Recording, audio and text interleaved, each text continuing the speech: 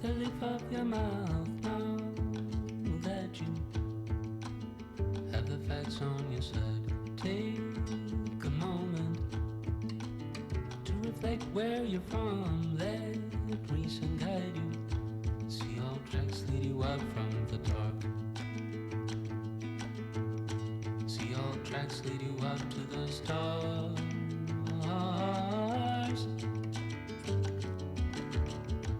Why can't you take the leaf off your mouth now that you have the facts on your side? Take a moment to reflect where we're going. Let reason guide you. See all tracks lead you out from the dark.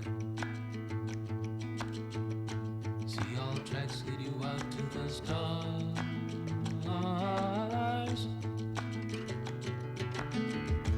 Make the light lead you out. Make the light lead you out. Make the light lead you out. Make the light lead you out. Make the light lead you out. Make the light lead you out. Make the light lead you out. Make the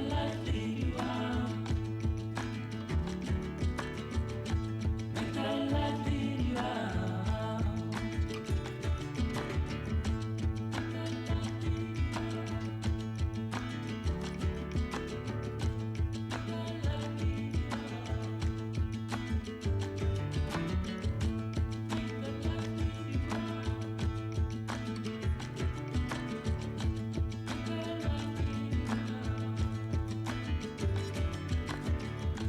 Why can't you take the leaf off your mouth now that you have the facts on your side? Take a moment to reflect who we are. Let reason guide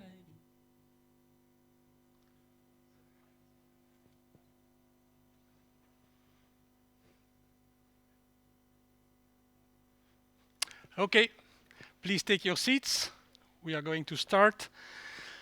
Ladies and gentlemen, welcome to all of you online and here on site to this session, Global Hydrological Cycle, a common good requiring systemic cooperation. So this session is co-convened by the Government of the Netherlands, the Global Commission on Economics of Water, IMI, the International Water Management Institute, and the UNESCO International Center on Water Cooperation, hosted by SIWI. My name is James Letten. I am a SIWI staff, and I'll try to keep this session orderly. But we have a packed program, so without further ado, I would like to ask Henk, a founding commissioner and executive director of the Global Commission on Economics of Water, to set the scene and put this session a little bit into context. Over to you, Henk. Here are the mics. Yeah. Welcome to this third in a series of sessions out of many, of course, and we're moving towards the end of World Water Week, as it always is the beginning of the next World Water Week, but on the findings of many before and after us, but also in the context of the report of the Global Commission on the Economics of Water that was presented last year on valuing and governing the hydrological cycle as a global common good.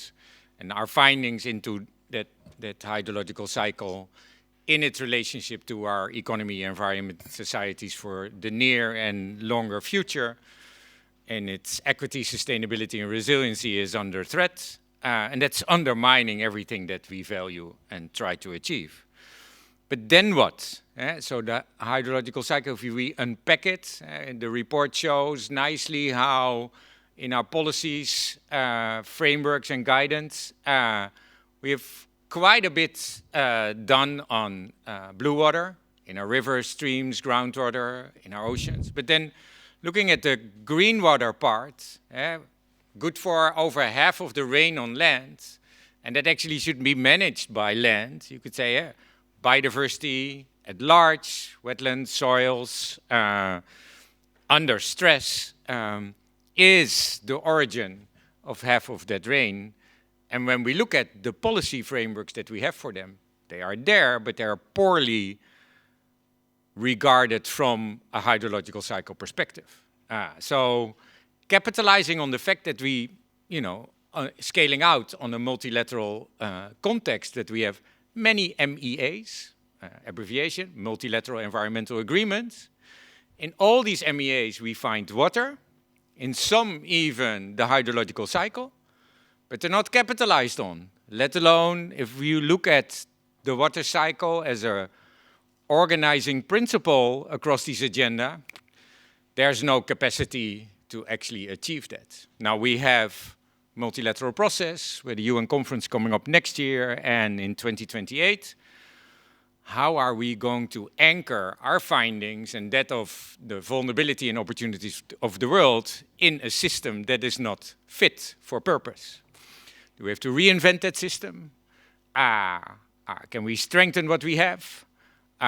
Do we have to re-envision it totally? Well, looking at the UN and the way it's being gutted by governments and its value for society is undermined by societal and political opinions,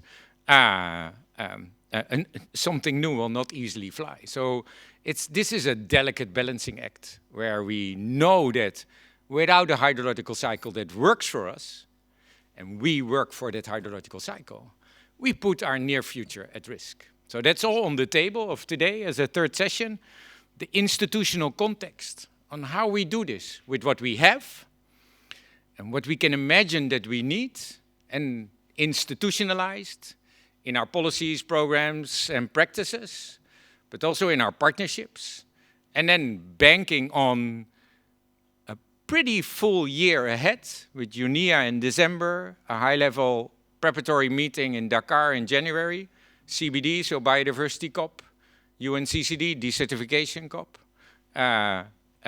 evaluation of SDG 6 at the high-level political forum, again Stockholm, Climate Week in UNGA, a World Bank summit in Bangkok on water also, a COP31 somewhere in the world to be agreed upon, and then the UN Water Conference in 2026. So we have a process. Yeah? We don't need to organize that. So the only thing we need to do is organize ourselves, and for that we need the agenda. Well, we more or less catch that. So how can we mix the institutional void and the opportunity to capitalize on what we have in the context of the need for a hydrological cycle that works for us? We better work for that hydrological cycle. So that's a little bit, I can say way more. I'm not. It's to the session. I'm really inspired by all the sessions this year on this specific topic that we will take forward as IMI, the Secretariat of the Global Commission on the Economics of Water, as well as the Commission in its limited capacity, but we have commitment of the commissioners to move this forward. And of course myself, to see how together we can make this water agenda work for us. So look forward, James, to a great conversation, but also concrete steps, not immediately action, I don't expect it, but like, what is it that we should do? The prep for 2026 is being done now. Interactive Dialogue 5 is about this multilateralism. The documents to support the co-chairs that will be appointed by the UAE and Senegal in the fall are being prepped now. Now is the time to put whatever we think, want, know, and need on that table to bring that together into the documents that support political leadership to move towards a UN conference that has an outcome that does not create more fragmentation but more synergies. There's a synergies process led by UNEP. There's a Baku dialogue on water and climate that's not going to solve everything, but that is also part. So there's a lot of movement, but capitalizing on that means that we need to do this together in a concerted way. And I think some advice on that and commitment to do this together from this group and beyond would be super helpful. So thanks, good luck. Yeah, I'll listen. Thank you, Henk. Thank you for this intro. Indeed, a way ahead of us, but with a lot of questions that we still have. So we have structured this session around enough time for a panel discussion between grey eminences in the green water sector. And we have an exceptional lineup of thought leaders and implementing partners for this. So, and we provide enough time for that. But therefore, before that, we think it's important to have a really solid scientific foundation. So therefore, I would like to ask Asse Johansen from Deltares for a very difficult task: to summarize 50 years of green water science in 20 minutes. Yeah, I was advised that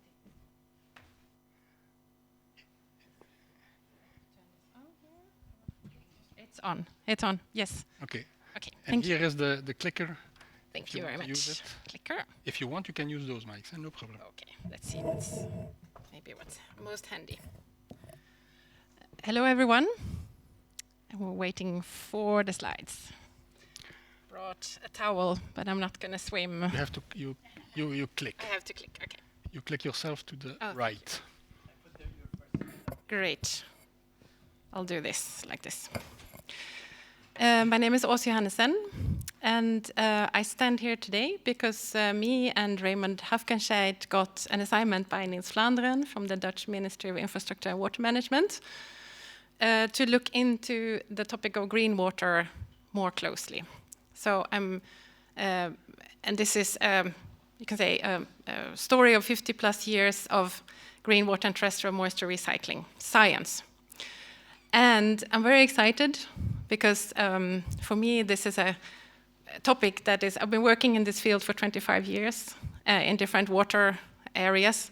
And for me, this topic is extremely exciting.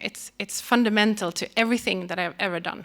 And it is, I think it's going to be what I'm going to spend the last of my remaining professional career working with, so if I can. So I'm very grateful for that and for all the inputs that we have received for you all here and online. And so just a little small introduction. So why is this important? What's at stake? We see an enormous drying in the northern hemisphere. Currently, the last 10 years, data is showing us that the terrestrial water is disappearing. So, and drying regions are fast expanding so much that it's ending up in the ocean. We are now surpassing the melting of ice sheets with the drying out of the land. We are pumping groundwater. We are using the land to such a bad extent that it's ending up in the ocean.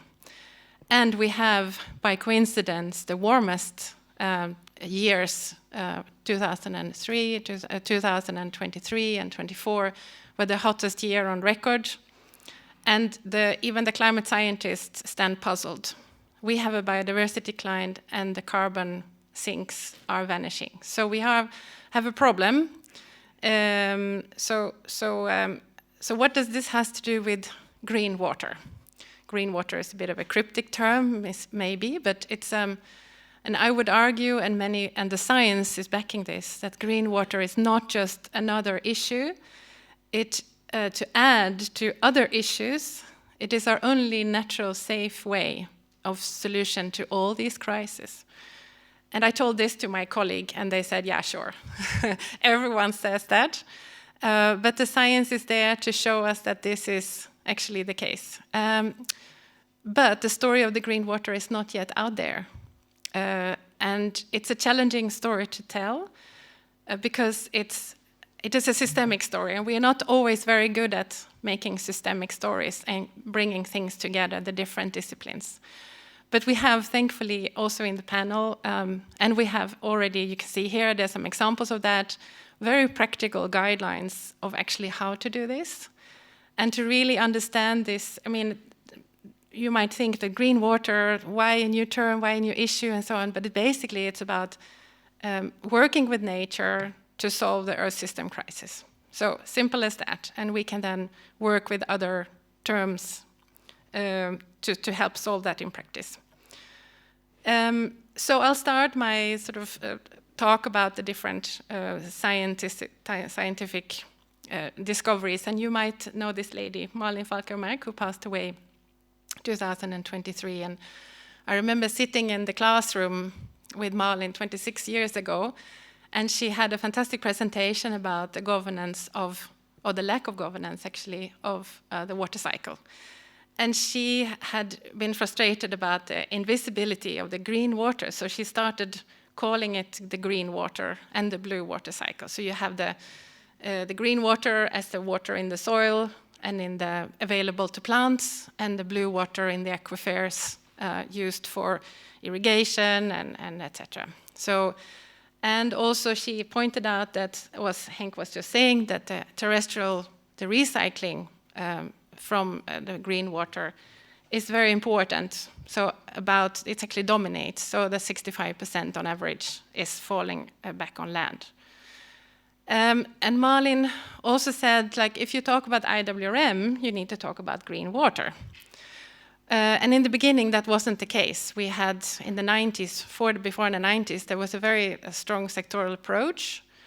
In the 1990s, with the Earth Summit and the Dublin Principles, we started talking about IWRM, and GWP was formed to promote this concept. And then, of course, the green started finding its way, much thanks to Malin, but also to other people like Tony Allen and Arjen Hoekstra, talking about virtual water and the water footprint. And I think at the green last pillar, this is where we are today, where we try to understand also the role of green water for different cross-scale interactions and feedbacks. And I remember I brought this towel. Malin was very good at promoting green water, and CEWE and GWP as well. And this is a towel that we got in one of the Stockholm Water Weeks that I have kept.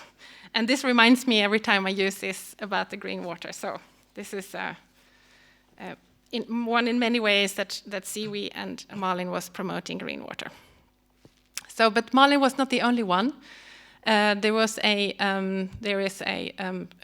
Dutch hydrologist, also Hubert Savenier, who's in 1995 looked into moisture recycling, and he asked himself, okay, but this water that is going through the plants, where does it end up? As a hydrologist, he knew that water doesn't disappear, it goes somewhere.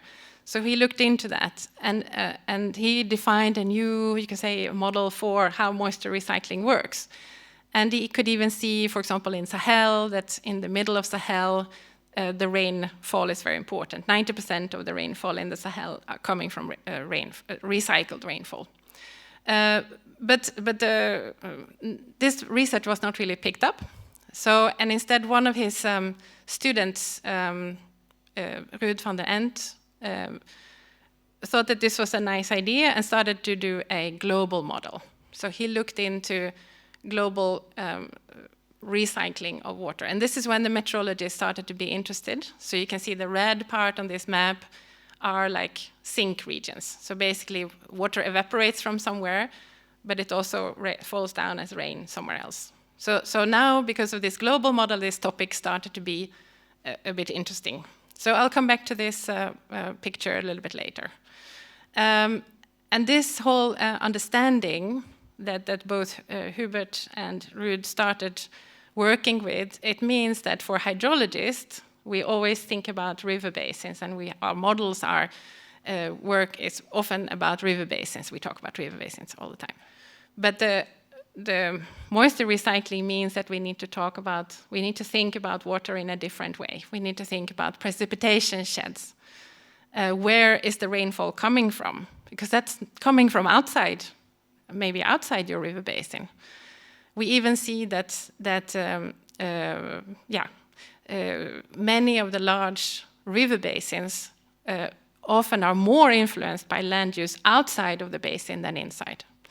And this was Patrick Keyes worked with Hubert Savigny also to define this concept. And this thinking basically means that we have very large transport of humid water across continents. So for example, Europe is providing China with 80% of their rainfall.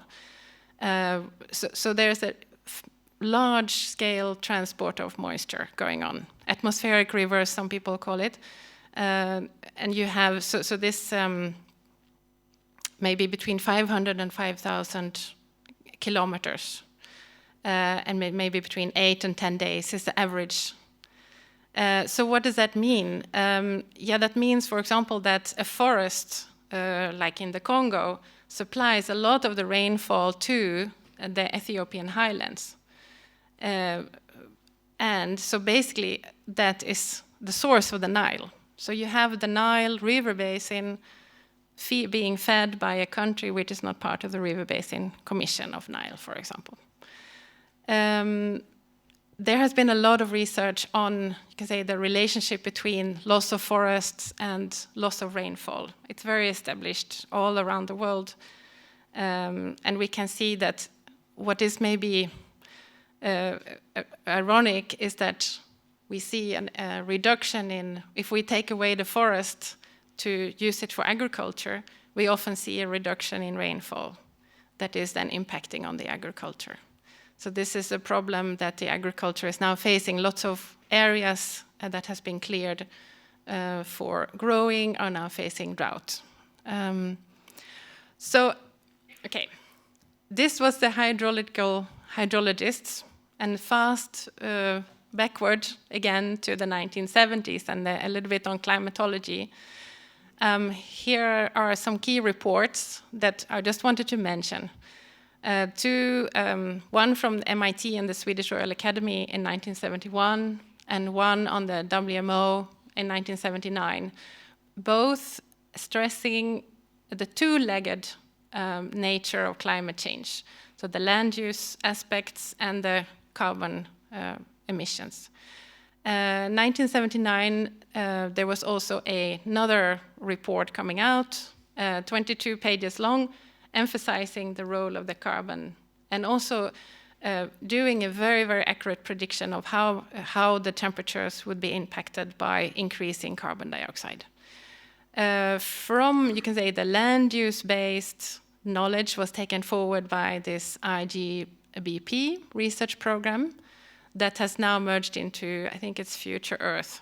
But it has closed itself.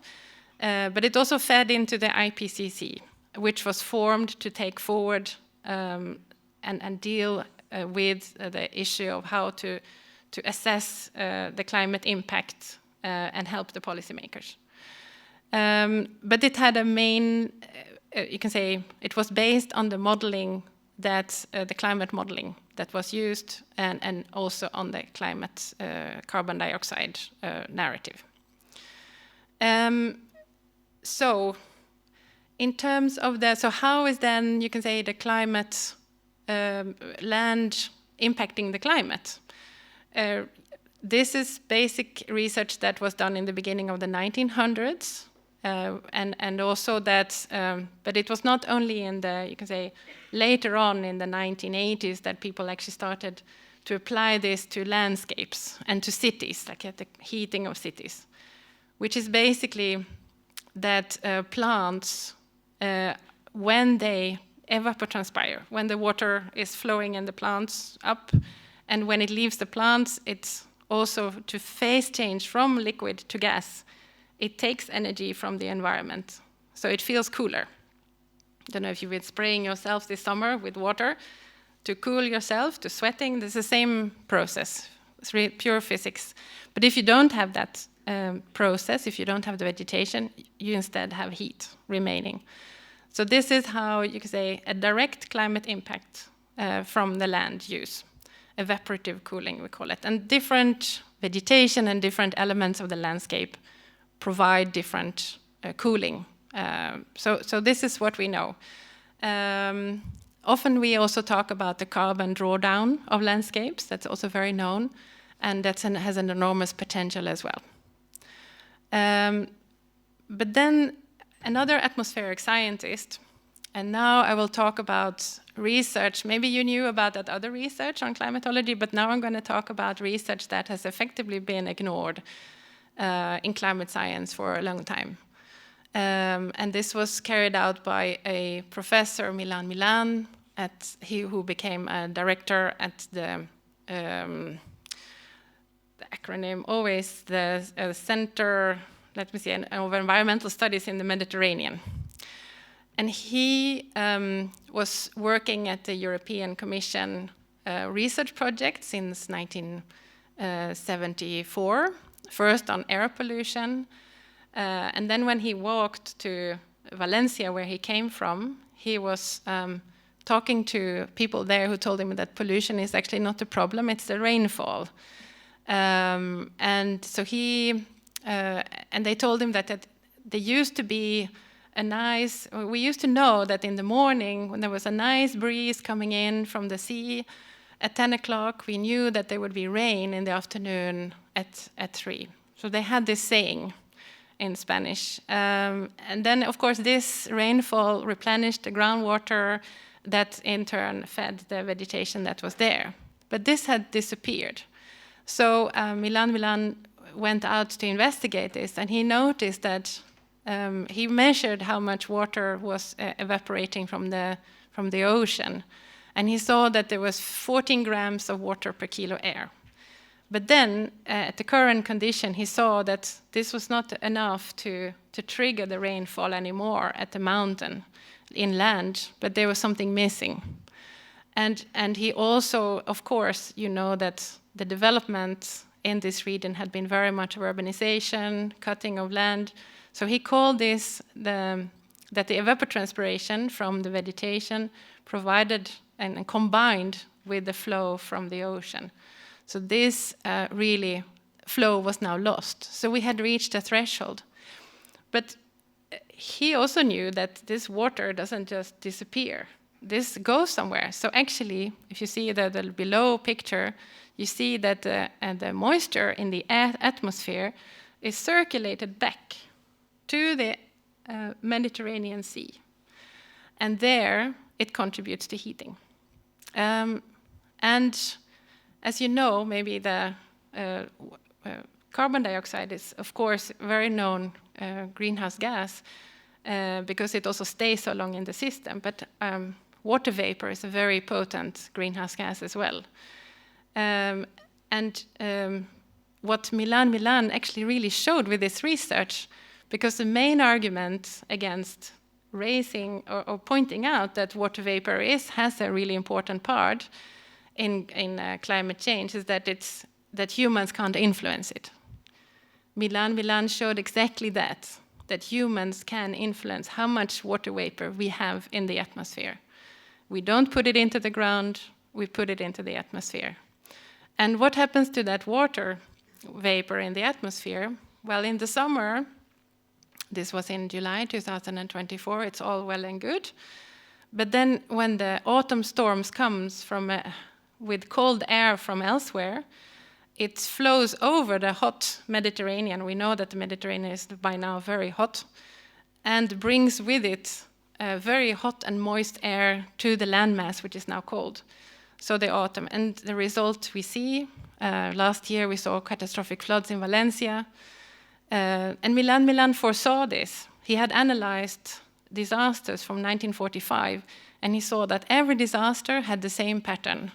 Cold wind over a moist, warm air surface, bringing in the moist air from the Mediterranean. And this was inside the basin. But other researchers have seen that actually the moisture in the Mediterranean basin can also move outside the basin.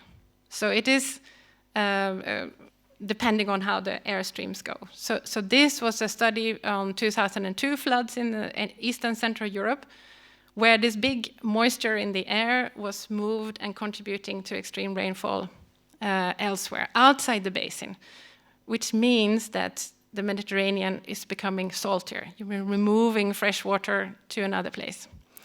So to really talk about using Malin's saying, I would say, and Milan said that in a way, if you want to talk about disaster risk reduction, you need to talk about green water. And Milan didn't take pictures of what happened, but this is how it could have looked like.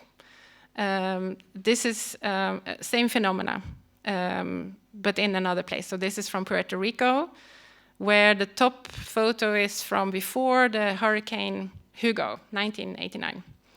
And the one below is after. So what happened when the hurricane came, the forest shed all its leaves.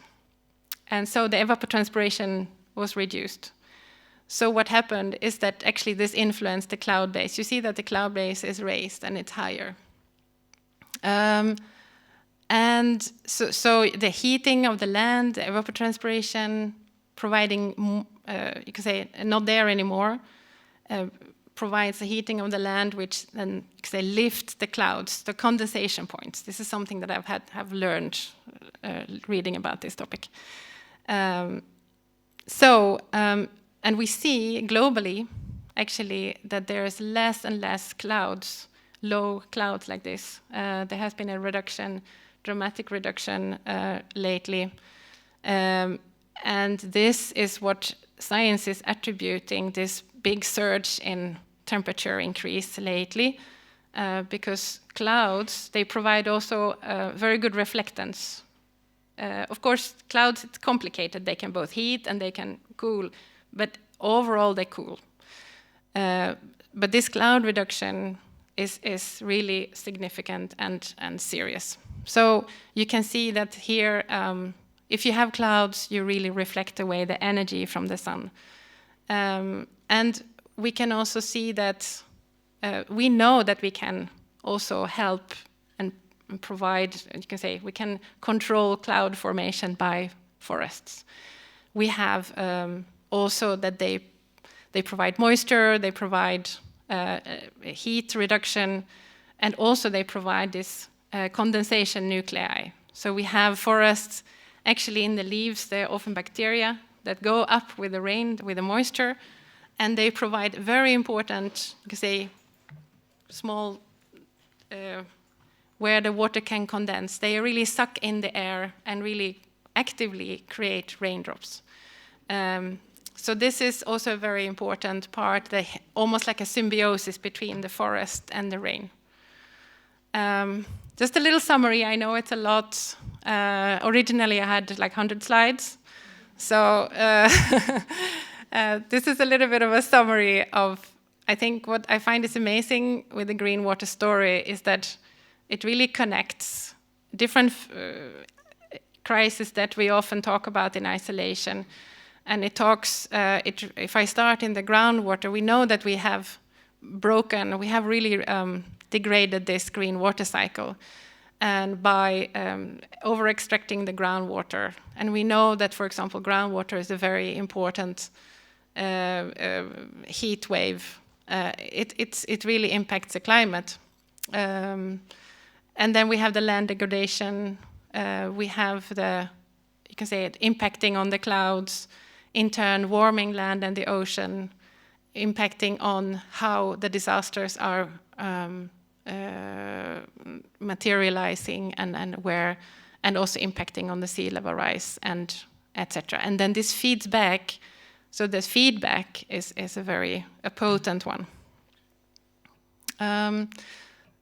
So basically, for a very long time, this was my climate narrative, that climate change impacts the water and has broader societal impacts.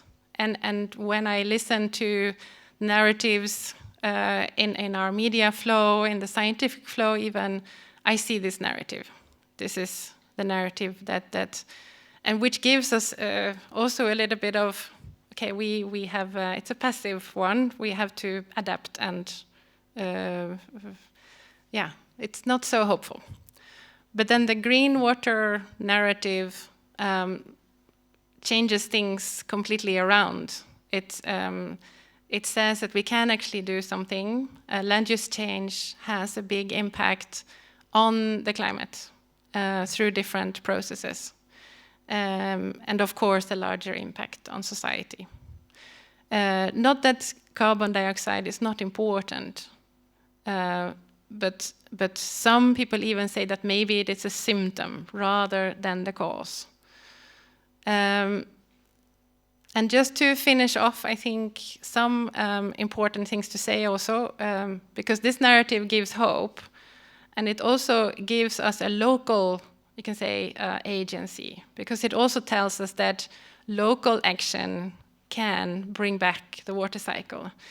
And this is an example from China, where there has been restorative actions from the 80s, 90s, and this was an area which had collapsed and where, just like many civilizations on the earth had left the place, but then it was restored with the help of terracing and sediment traps and irrigation also, so they added water. In 2000, they could see that the rain came back. There was an increase in rainfall, 10 to 20%, which was unexpected. Yeah. So and there is you could say a global movement of reforestation and regreening, which is extremely positive. But then there is, and this is a research just coming out very recently, and thank you, Douglas, for showing it to me, Douglas Shield, and it also talks about that actually we need to understand better that, and to take away the myths that ecosystems are consumptive. It is very important to nuance that picture and say that yes, stream flow is reducing when we add vegetation. So maybe it's a bit complicated figure to read perhaps, but on the left-hand side there's a big red arrow, and that is, you can say, in the it's the runoff.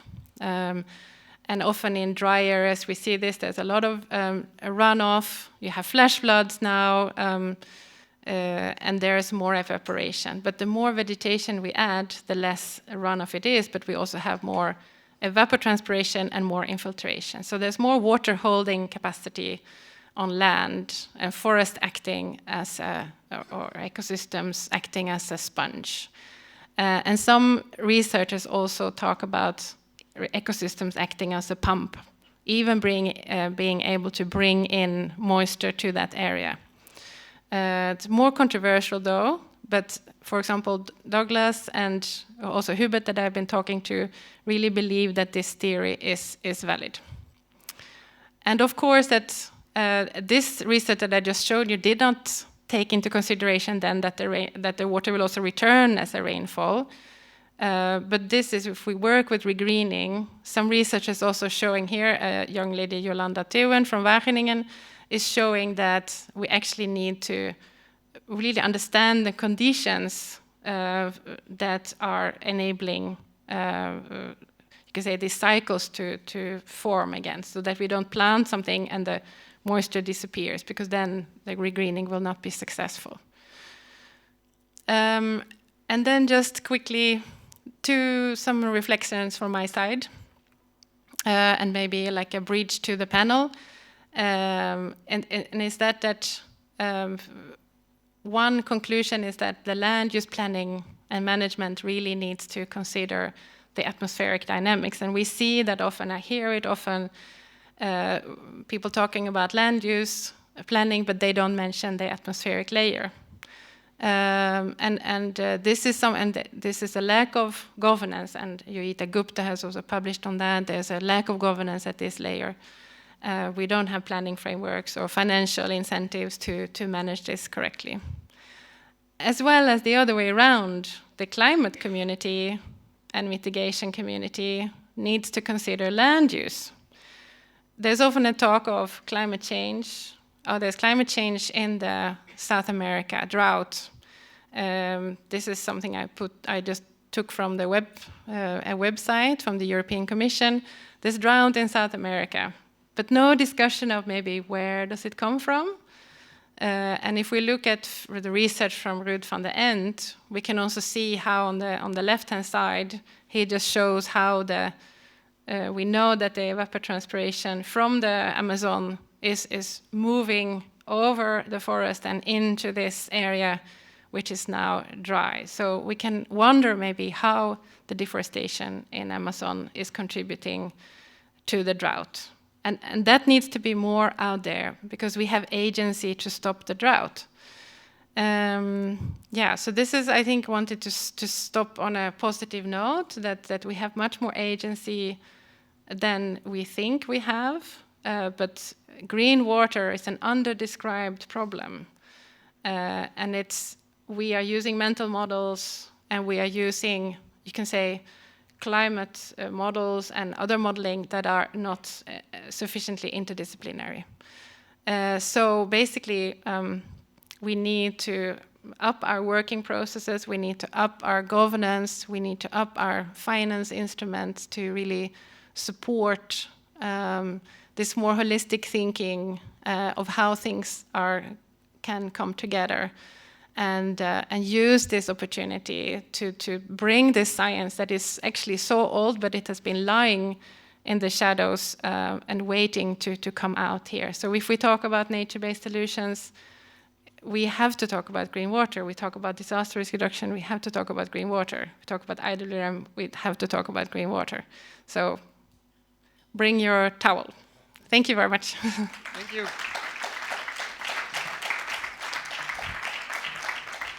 Thank you. Thank you, Asa, for this historic perspective, for changing our mental model, and also the narrative, and also bringing this very positive message. So, because indeed that is what we need for the moment.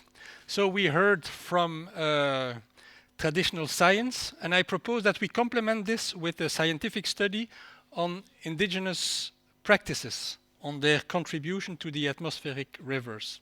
And so for this, I would like to invite my colleague Marlin from SIWI, as well as Lauren Anderson from PIC online. Yes, the floor is yours. Sorry, like this. Sorry. Okay, thanks so much, James. I will just sort myself out. Okay, hi everyone. So now we will give an example of what Åsa has described so well. We are looking at indigenous territories' contributions to atmospheric moisture flows. And SIWI is doing this study together with PIC, Potsdam Institute for Climate Impact Research. And this is under ICWC, the International Center for Water Cooperation.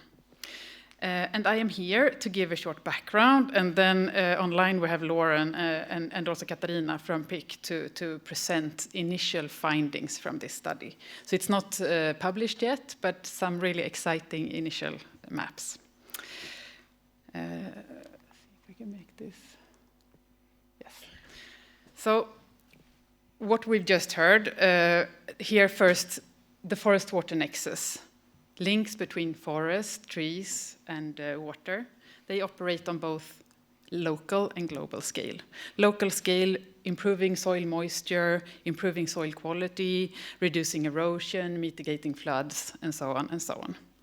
And then on the regional scale, as also described, there we have the terrestrial moisture recycling. And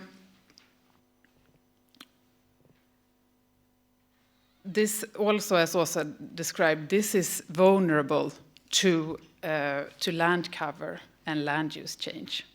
And that will impact the moisture source and therefore also impact the hydrological flows or these flowing rivers. And that is such as deforestation, agricultural management, and so on. And the rationale behind this study is the thinking that intact ecosystems or sustainably managed lands that don't have big impact on the water cycle or on the hydrological functioning will be critical to preserving these terrestrial moisture flows. And so that's why we are looking at indigenous territories, because it's already shown in research on biodiversity, for example, that these more intact ecosystems have an impact. And indigenous territories are estimated to occupy between 24 and 28% of the terrestrial land area. And that includes, of course, many significant water sources, water towers, wetlands, groundwater aquifers, and so on. And there is really little understanding of the extent and critical role that the indigenous territories play on the global hydrological flows. And there I want to hand over to Lauren. No problem. Thank you, Malin. I hope everyone can hear me okay. Can I, yeah, thumbs up from, okay, thanks. Yeah, so in this study, we are trying to understand like from a global perspective. So this is not a local study in any way. It's taking a large global view and on annual scales. But we wanted to understand the contribution of indigenous peoples' land to terrestrially sourced moisture globally. So to do that, we first needed to understand where indigenous peoples' land are, and we needed this data in a globally harmonized way. So we have used data from a study by Garnett et al. Published in Nature in 2018. This is the map you're seeing here. I'd like to stress that blank areas on this map does not necessarily indicate that there is an absence of indigenous peoples or their lands. Rather, these are areas where the Garnett study could not infer a connection to an indigenous connection based on publicly available data. And then further, we, for this study, needed to grid that data to 0.5 degrees, so it matched up with our moisture tracking model. So that means that at subgrid scales of 0.5 degrees, we don't know, we know the proportion of indigenous peoples' land in that grid, but not specifically where it is. And that's why this map has a shading to it. So darkest areas are grids with 100% coverage of indigenous peoples' land, and the shade becomes lighter as the proportion gets less. So some grids only have maybe 20% indigenous peoples' land for our input data. The consequence here is that when we do the moisture tracking or track the green water flux from land through the atmosphere from its source to its sink, if a grid is dark orange or 100% indigenous peoples' land, 100% of the green water flow is tracked. And as an example, if a grid is only 20% indigenous peoples' land, then we would track 20% of the moisture from that grid. So we kind of weighted the evapotranspiration in this way. A final step we took was to eliminate area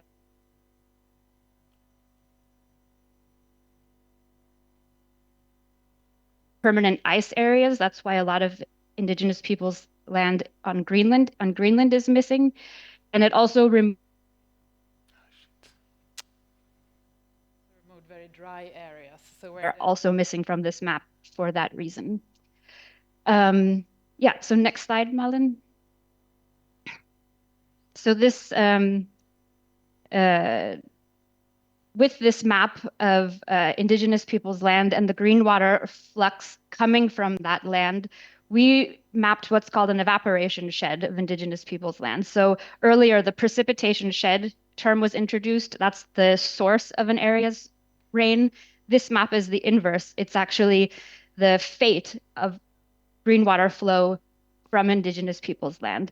You can see that some of the rain falls back on land. That's when it's recycled, and some of it ends up into the ocean.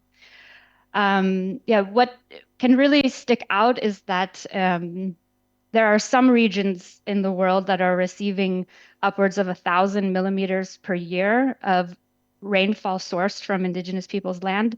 This is in the Amazon and Congo areas. There's other areas in around Tibet, East Asia, and Southeast Asia receiving upwards of 600 millimeters per year from indigenous peoples' land.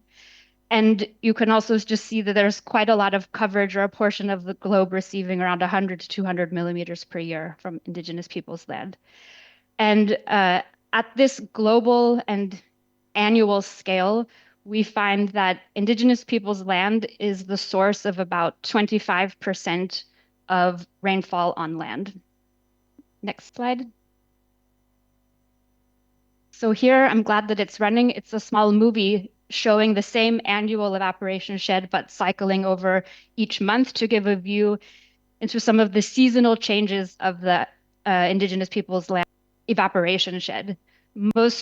Some notable things you might see are that during the summer in the Northern Hemisphere, there's an expansion of the IPL. That's my abbreviation for Indigenous Peoples' Land. It's of the IPL evaporation shed. And this is largely due to increased evapotranspiration rates in the summer. And then the shifts you're seeing in the equatorial region and in the southern hemisphere, these patterns largely reflect a shifting of the intertropical convergence zone and different monsoon behavior. And you can also see some topographic controls, like mountain ranges and local wind patterns will also influence sort of the fate of land source moisture, or especially the indigenous peoples' lands moisture. So of all the green water flux from indigenous peoples' land, we find that 72% of that is terrestrially recycled, meaning it remains on land. So I just repeat that of all of the green water flux or evapotranspiration coming from indigenous peoples' land, 72% remains on land as rainfall. The rest ends up in the ocean. And of that 72% that remains on land, we find about 36% is shared, or I'm being a little cheeky here to say it's being shared with non-indigenous people's land. So it's falling as rain somewhere in the globe or on land, but not on an indigenous people's land grid. So next slide. So far, we have been looking at the flow volumes or the amount of water, but now let's shift and think of this in terms of proportion. The darkest purple regions on this map are receiving a very high proportion of their terrestrially sourced rainfall from indigenous peoples' land. There are some places on this map receiving like over 80%, close to 100%. And remember, the global average was 25%. So the global view is interesting, but really when you start looking into seasons and regions, you see a lot more nuance here. We looked at 22 regions globally, and we found that the regions that are most dependent on indigenous peoples' land for their terrestrial moisture source is Australia at about 48%. West Africa is about 40%, Southeast Asia, 37%, Northern Africa, 27%, and North Asia, 26%. So these regions are sort of above the global average in terms of their dependence on indigenous peoples' land for terrestrially sourced moisture.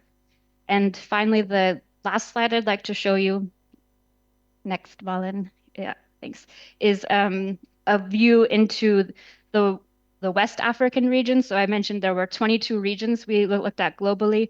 And this one has a pretty interesting pattern. So this was, remember, this region, like as a whole region, it's about 40% dependent on indigenous peoples' land for the annual terrestrially sourced rainfall. But there is grids in this area that are much higher, like over 80%.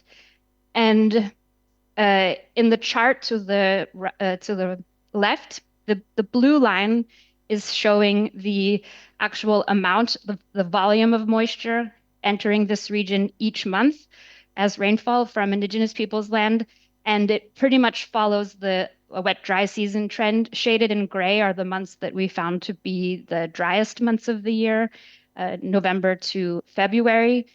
And what's interesting, though, is that in purple, where you see the proportion of IPL source moisture to the region, this is not following the same dry, wet season pattern. So in the dry season, the relative importance of Indigenous peoples' land for terrestrially sourced moisture is increasing. And this is a pretty interesting finding, and we find this in some other regions as well. But in the dry season, when there's a reduction of oceanic moisture as a source, basically land-sourced moisture, and especially in this case, IPL or Indigenous peoples' land-sourced moisture, is buffering this dry season, likely because the land cover is intact, or it's at least functioning in such a way that the green water flow can maintain during the dry season, providing essential rainfall. So that was a little sneak or a peek into our study. I'd hand it back to Malin now. Thanks so very, very much, Lauren, for explaining everything so well. So what Lauren explained is that our study has a global focus. We have used global data sets, and there it was indicated that there are regions of interests, where West Africa is one of those regions. And here is this boxy map of these regional data set that Lauren mentioned. So on top of West Africa, we have an additional 21 other regions to look into. And what PIC will continue to do now to fine-tune these results is to look more at seasonality, to look at land use, and to look at stewardship of the land. And then what is needed is local studies, and also especially in collaboration with Indigenous groups, but also to discuss potential policy implications together with Indigenous representatives. And we will invite Indigenous representatives to a dialogue where we discuss together these results and look into how to co-design recommendations for policy. And we hope that we can author a policy brief together. So please come with questions if you have comments. We are happy to receive them. Just, I will need to leave very quickly when this is over, because I have a train, so I'm sorry about that. But here. Our emails. Please get in touch with us if you have anything to say. Thank you. Thank you, Malin. Thank you, Malin. Thank you, Lauren, for highlighting the importance and contribution and our dependency on Indigenous water and land stewardship. It's now time for our panel discussion with as major question, and what now? So to moderate this discussion, let me invite Inga Jakobsmata, Director Water Growth and Inclusion at IMWI, to join me in welcoming the panelists and to facilitate the discussion. Thank you so much, James. Thank you, Inga. Thank you, everyone. Good afternoon, everyone. Really great to hear from our speakers.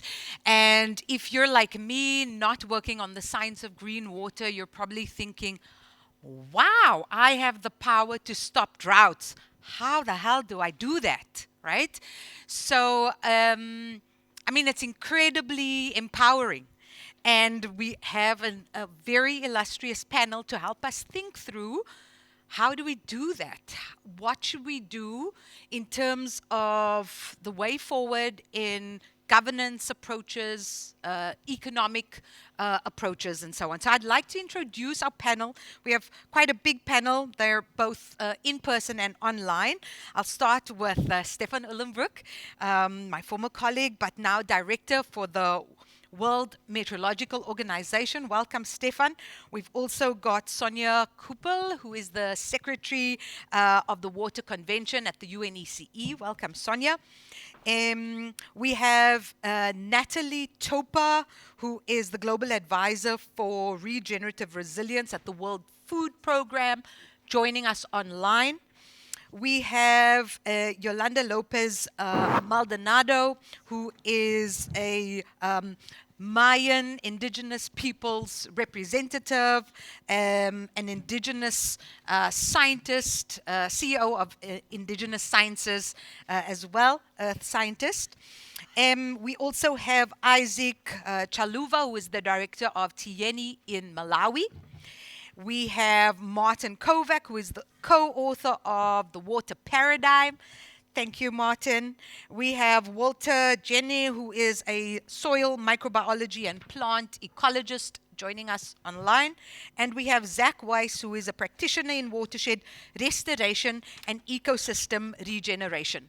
So you can see we've got a wide, diverse panel, and we're really wanting to look at how do we bridge disciplines, perspectives, scales, and then how do we take this forward, right? So we're going to move from the physics and the science of green water to how we ground this in local practices, to the politics and the economics of things. And we'll begin with the sciences and the physics, and then we'll move on. So I'd like to start off with Stefan, if that's okay.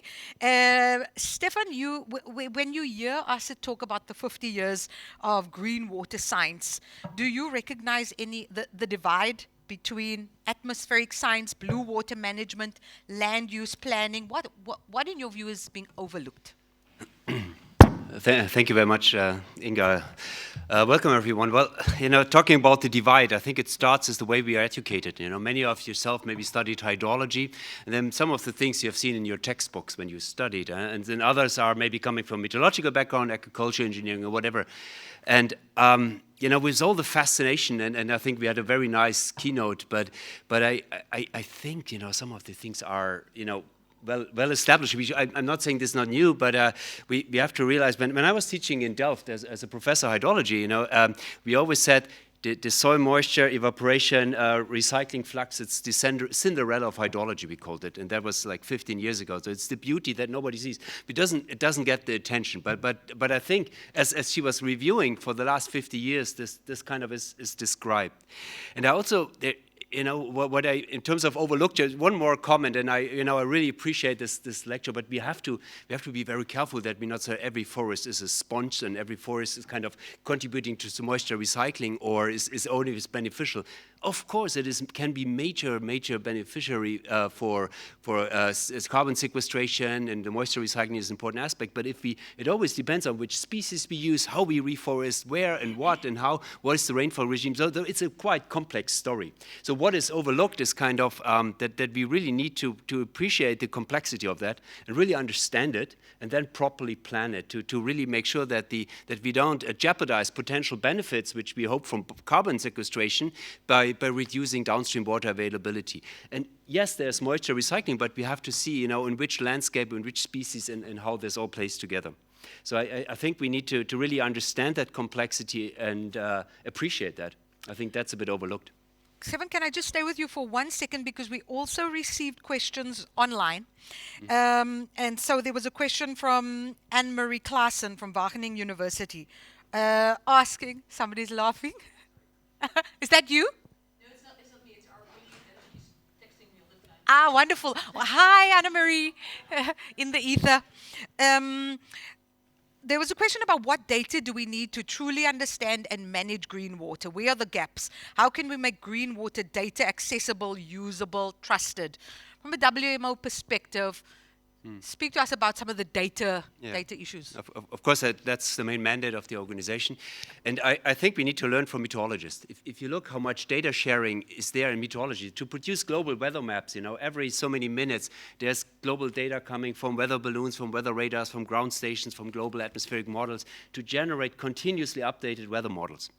But in hydrology, we are kind of 15 years behind, because data sharing is a very political thing. Maybe others want to speak on that.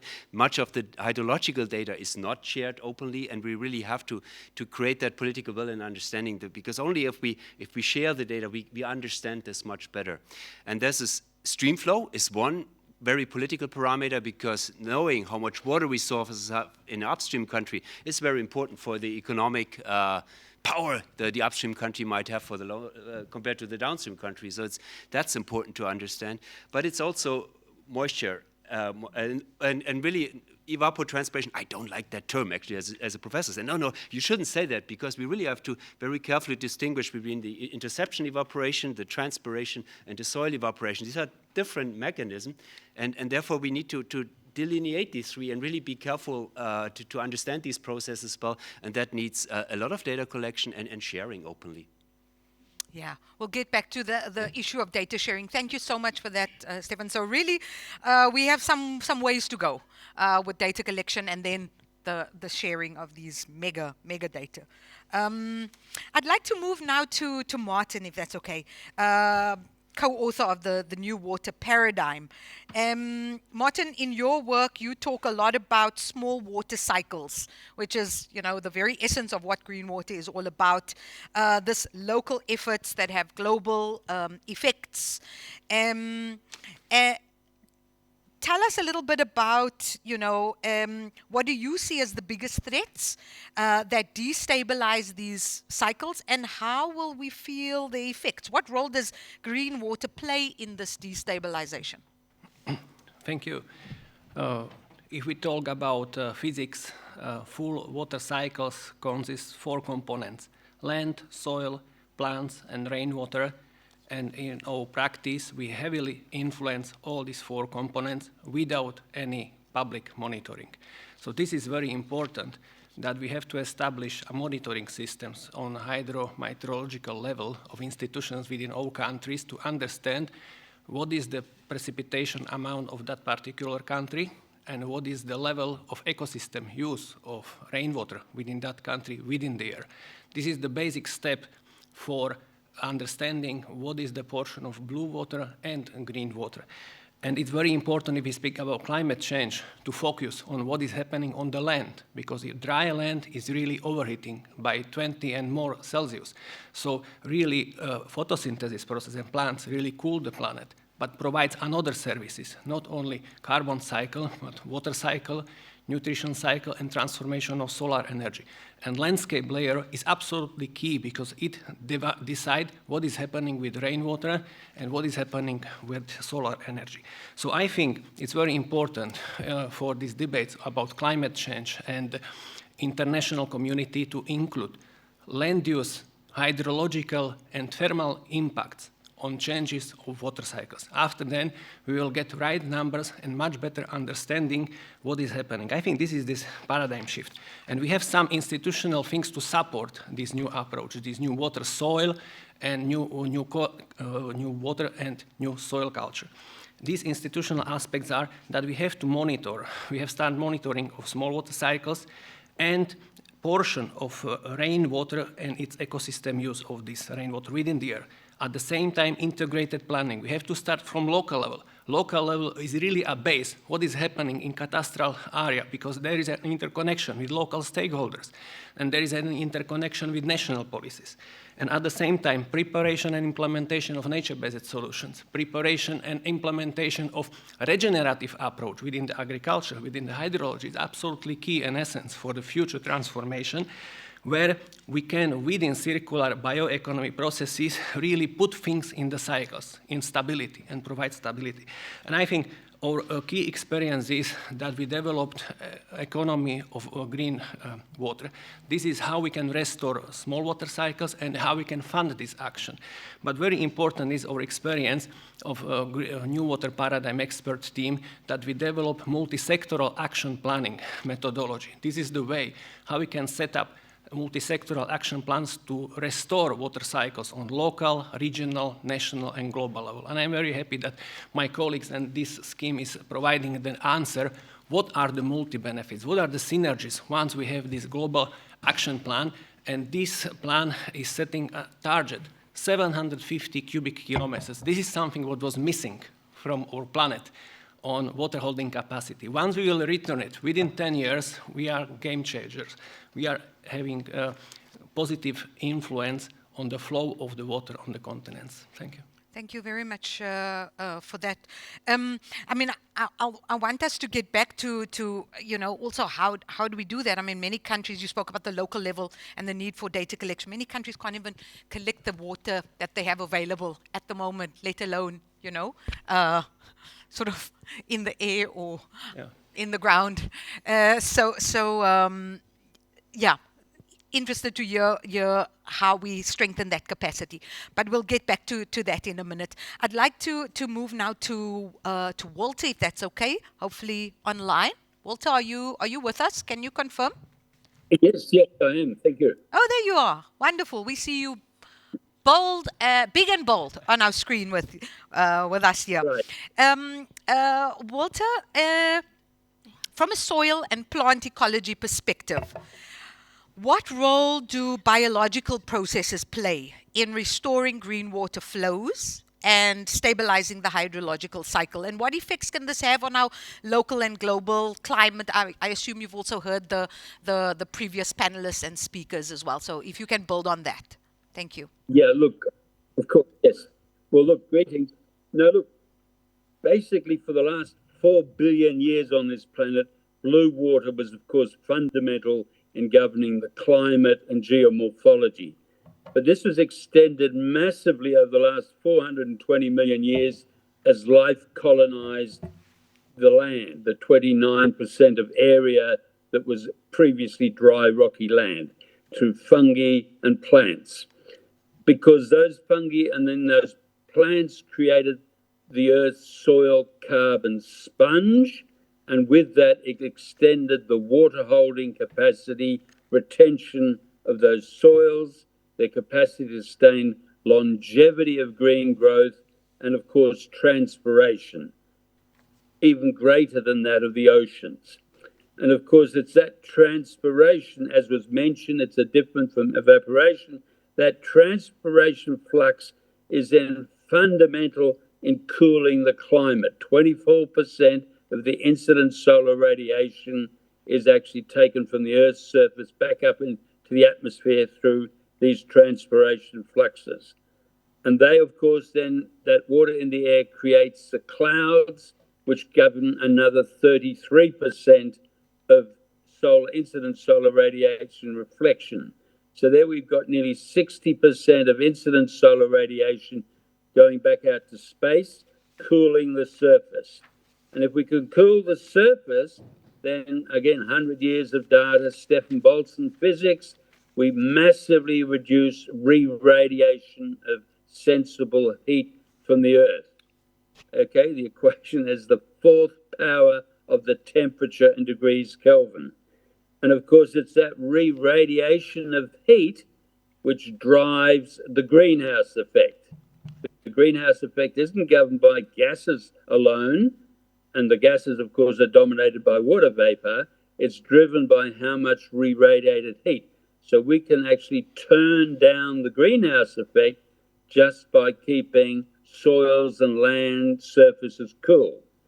But also that decrease in re-radiation can actually reduce the formation of high pressure heat domes, which block moist low pressure air flowing in, the biotic pump effects, and that's been a lot of the aridification effects we've seen on the Amazon and Congo, etc. So basically, it's these biological processes and proven physics that basically say, look, this governs 95% of the heat dynamics of this planet. Okay, these hydrological processes moderated and governed by these biological land-based systems. And we have agencies over those land-based systems, depending how we manage them. And the key thing, of course, is regenerating the Earth's soil carbon sponge to re-establish that water, because our agriculture and overgrazing and desertification, we've destroyed 40% of the green land surface on this planet over the last 10,000 years. Walter, can I just jump in for a second? Bring us down a notch. What land management shifts are most urgent if we are to harness these processes and, for cooling the... Yeah. Look, it's very simple. It's what nature did in creating the biosphere. All we have to do is regenerate the sponge, the Earth's soil carbon sponge, revegetate, reforest, and then re-establish these hydrological cooling processes. Now we can do that. We've got innovative farmers all over the planet, hard evidence, up to 10 tons of carbon per hectare per annum. We can put 20 billion tons of carbon per annum globally back into our soils to rebuild the hydrology, to rebuild that cooling, buffering, resilience process. Because if we don't, these climate extremes, wildfires, floods, droughts, are going to decimate us within the next 20 years. Great, thank you for that, Walter. And I'm also just looking at the online questions. There was an interesting question from Marco de Redelekate, a regenerative consultant in Limburg, saying, well, if we can restore large-scale degraded ecosystems, why don't we? Why don't we see much larger projects? So that, I guess that's economics, a governance. Well, we do. We do. They're not being recognized, but for example, we're working in India, Andhra Pradesh, 1 million women farmers in natural farmers, over 1 million acres of land management. That's now extending into arid zone regeneration. We've got John Lew's examples, the Netherlands turning, basically muck from the bottom of the Rhine into very productive polder soils and polder vegetation, agriculture. So no, we have wonderful examples everywhere, hard evidence, hard metrics. Yes, we can, yes, we must, but it's, in a sense, not recognized because it's grassroots practical action rather than academic, climate CO2 studies where all the money has gone over the last 50 years. Great, thank you. I'd like us to, let's move to some of these really on the ground examples. And I'd like to move to some of these, the panelists speaking about the on the ground impacts and knowledge. So let's start with Yolanda, if that's okay. Yolanda, we know that Indigenous peoples, and we've seen it in the presentation, have recognized its importance for centuries. It's all connected. Indigenous hydrological knowledge on water flows, forests, water interaction, right? We see that in many examples. How can we bring Indigenous perspectives on green water into the governance in a very practical way without romanticizing this? How do we make this really support management practices? Okay, thank you very much. First, I would like to start by saying that we started these presentations with one slide saying, let's open the floor with science. And let me tell you that there is another type of science that perhaps you don't know, which is indigenous science. And it must be placed also at the beginning of the sessions. Second, I would like also to emphasize that indigenous knowledge, in order to not romanticize it, we need to look at it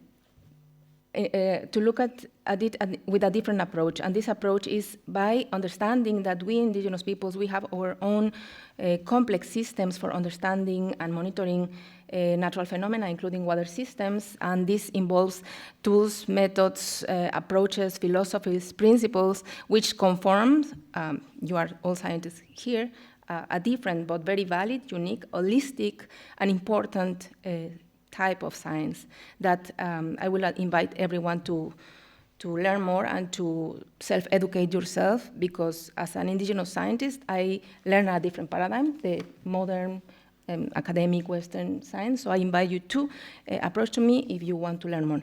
I would like to use one slide that I have.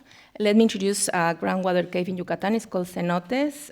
If you can go to click, I want to emphasize in which way green water, blue water, or for us, just water, can be considered into those models and into the water agendas and the policy-making sphere. So I want to bring the example of the Mayas, and you can see here a very simple schematic representation of how ancient Mayas were very good in managing and understanding green water and also blue water through highly sophisticated and adaptive water management systems. And this was possible because they combined deep ecological knowledge with observations. And just to give an example, if you put in a line, in a timeline, how long the Mayas were starting to observe the planet from using tools and techniques that are not modern compared to the ones we have today, then you will see how ancient, how important, how precise and accurate this information is.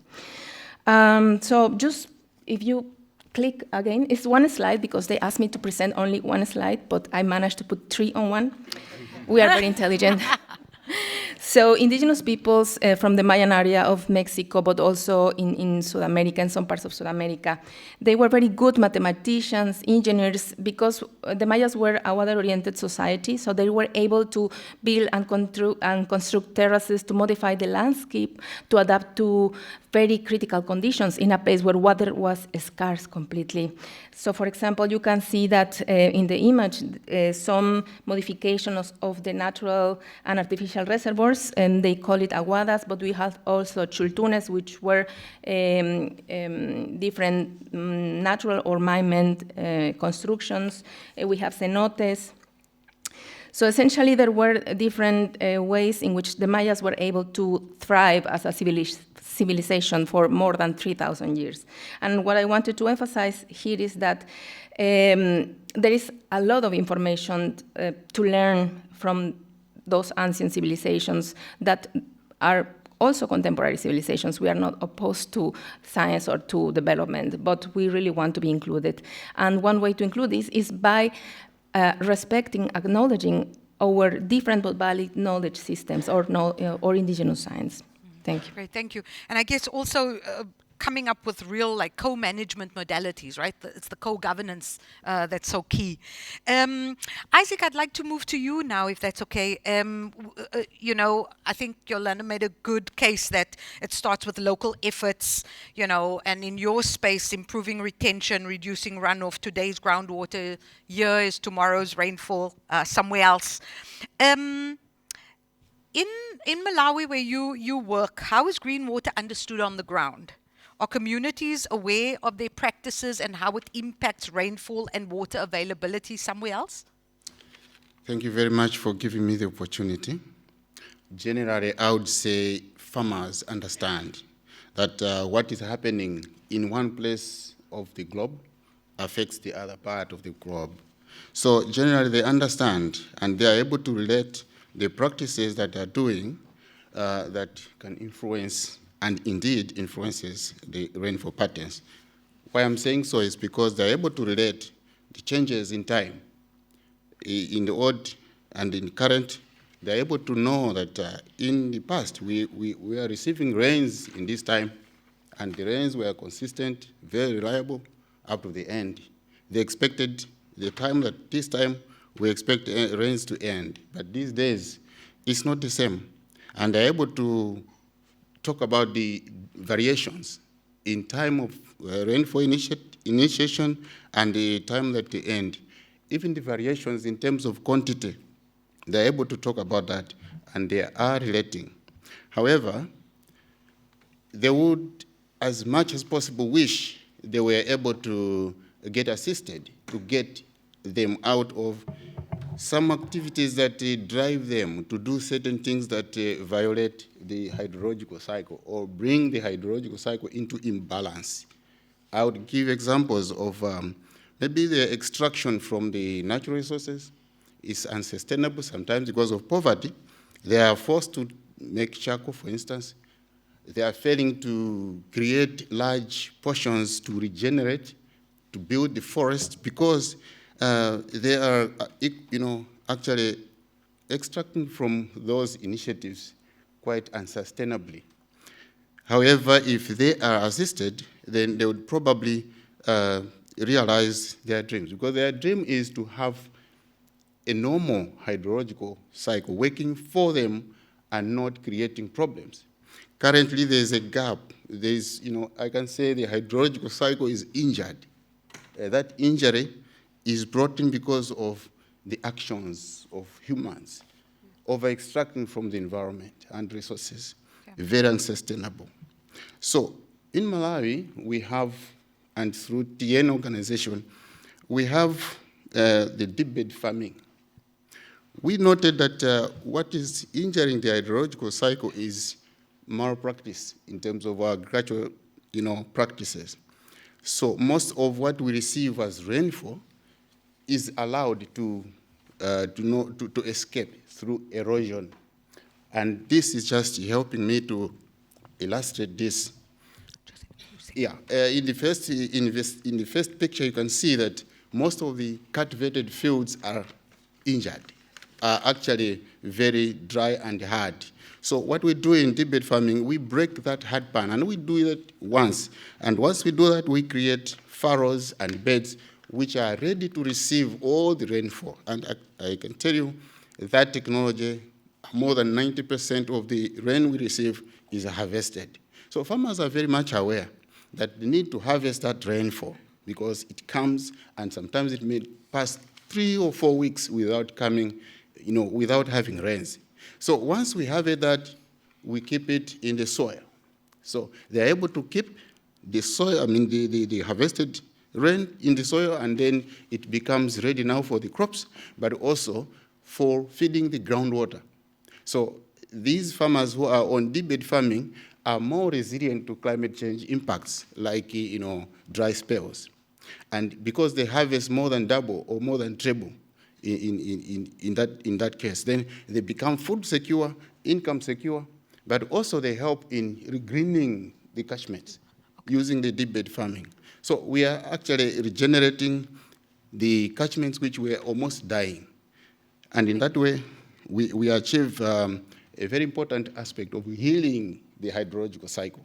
Thank you. Thank you so much. And sorry to rush you on, Isaac, but I am aware of the time. So I'd like to move to Zach, who is joining us online. Isaac gave a really good example. It's a very practical example that works on the ground. So it's not just about the science. It really works. We see multiple benefits, as Isaac mentioned. What would it take, Zach, to connect science with scalable solutions? I think we also need to talk about, at what scale do we need to operate here and overcome whatever political inertia there is out there to accelerate this ecosystem regeneration. Are you there, Zach? Yes, yep. And I think the biggest thing that needs to be done in terms of bridging this gap, from my perspective, the biggest projects that we see with regards to restoring the water cycle are community-led initiatives by communities all around the world. They're accomplishing incredible things, from restoring the flow of rivers, reviving springs, reducing local temperatures, but there's very little interaction between the scientific community and these local on-the-ground communities. And so I think in many ways, following on what Yolanda was saying as well, science needs to look towards indigenous practices, indigenous management systems, and really start to align these two so that, in many ways, I think our Western science forgot everything and started over, but we have all these ways of knowing and understanding that have existed for a long time. And how can we inform Western science by these and really work with these local communities that are accomplishing incredible feats to quantify what they're accomplishing so that the world at large can really start to see and build upon it from a policy level? Thank you. Thank you so much. And that's a really great segue to our final two panelists who are really going to talk about, speak to the governance and the politics of making this reality. So I'd like to ask Natalie to kick us off. In 1 minute, please, Natalie, because we are a little bit short of time. You work for the World Food Programme. You work in conflict-affected settings.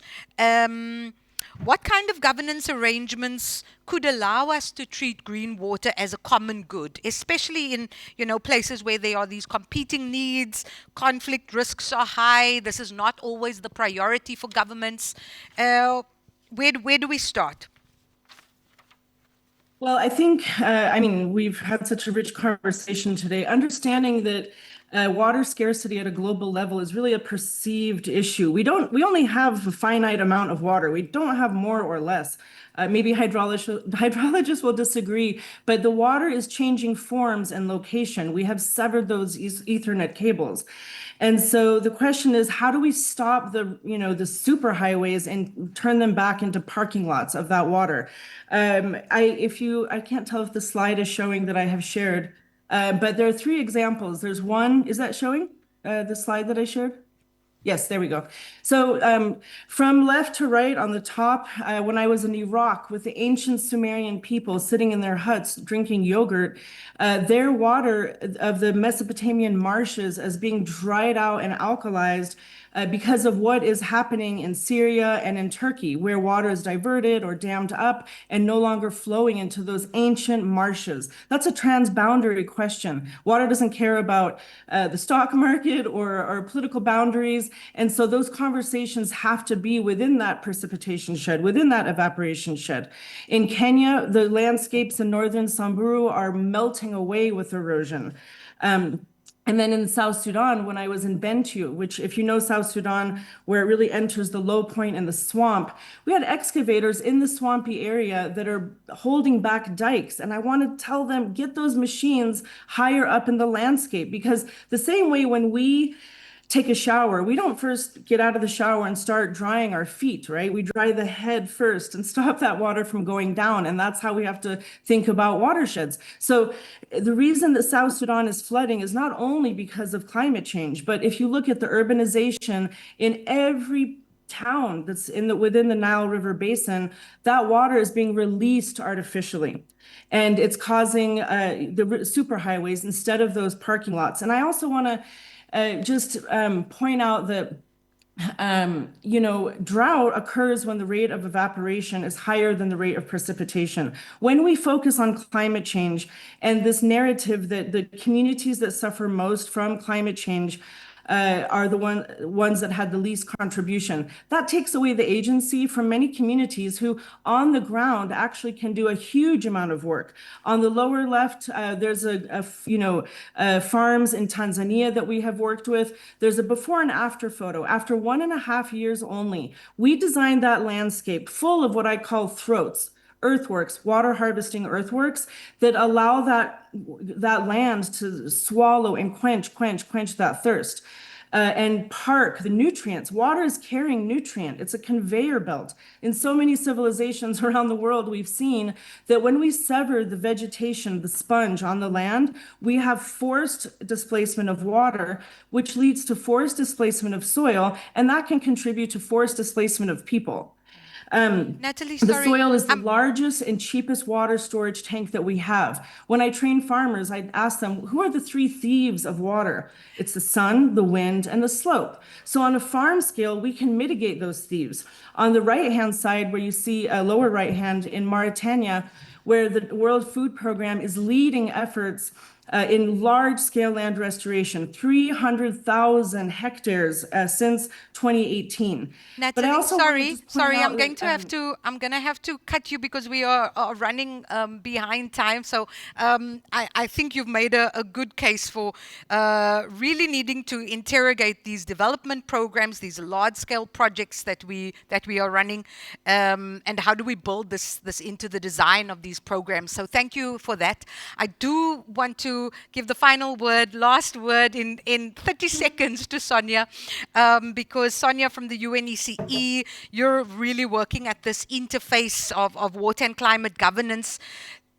Are there lessons that we can take from existing frameworks such as the Water Convention to help bring green water into cooperative policy approaches? Yeah. Thank you, and I'll be very brief because much has been said. So indeed, I think we need to consider the fact that most of those basins are also transboundary in nature, which poses the challenge of not only data exchange, but also the fact that restoration often has to happen, for example, upstream, and it can be in another country. So there are few examples worldwide where actually a downstream country has been ready to invest, for example, upstream in such things. And we need to share those examples. Green water can and should be included into basin management. The experience from the Water Convention on nexus approaches, for example, in Central Asia, in Caucasus, in North Sahara aquifer system, because I think we also need to consider the groundwater aspect, can give some lesson in this regard. So I think we should also use existing frameworks, such as the Task Force on the Nexus, Task Force on Water and Climate under the Water Convention. And finally, I think we, in order to bring this forward, really need to bring together sectors, countries, and also bring together the governance frameworks such as the Rio Conventions, like UNCCD, UNFCCC, and also CBD, and the Water Convention, and Ramsar Convention also, actually. Yeah. Great, thank you for that. Panelists, thank you so much. I mean, we've done a full cycle, right? Our own water cycle right here, from the science and the physics to the lived experiences on the ground to what next in the policy space. So please give our panel a round of applause. They've been wonderful. Thank you. And I'd like to actually give the final word to James, if that's okay, just to close us off. I think we have 1 minute, and you do have an announcement. So please. Yes. Well, thank you, passionate panel. Thank you, Inga, for your support. If you want to continue this green water discussion online, she started a LinkedIn group that you can join if you want, and also follow the hashtag GreenUNWater 2026. Thank you for joining this session. I hope it was helpful and that it progressed and changed your vision for some points. So thank you, and see you online in this discussion group. Thank you.